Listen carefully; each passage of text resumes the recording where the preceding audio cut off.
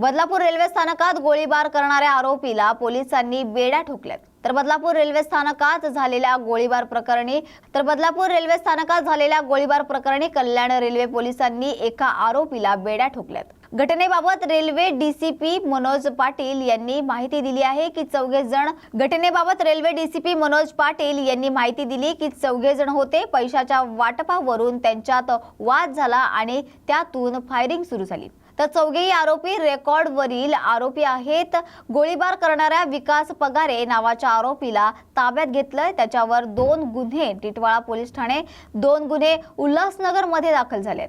तर पैशांच्या देवाणघेवाण आणि पैशांच्या वाटपावरून अचानक त्यांच्यात वाद झाला आणि त्या वादाचे परिणाम गोळीबार झाली। तर 2 राऊंड फायर करण्यात आलं असून त्यांनी बंदूक कुठून आणली याचा तपास सध्या सुरू आहे।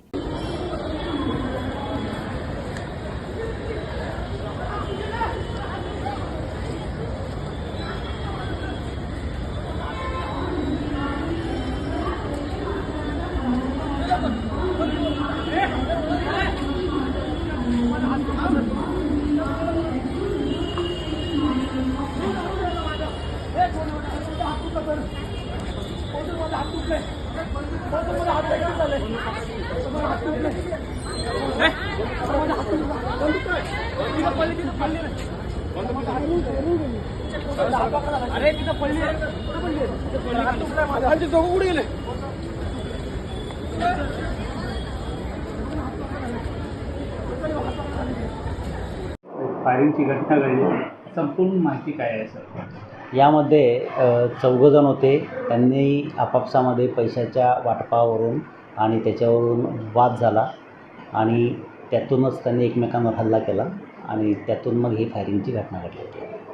काय त्यांच्या काय बॅकग्राऊंड आहेत का आणि कसं? चौघही आरोपी हे रेकॉर्डवरील आरोपी आहेत।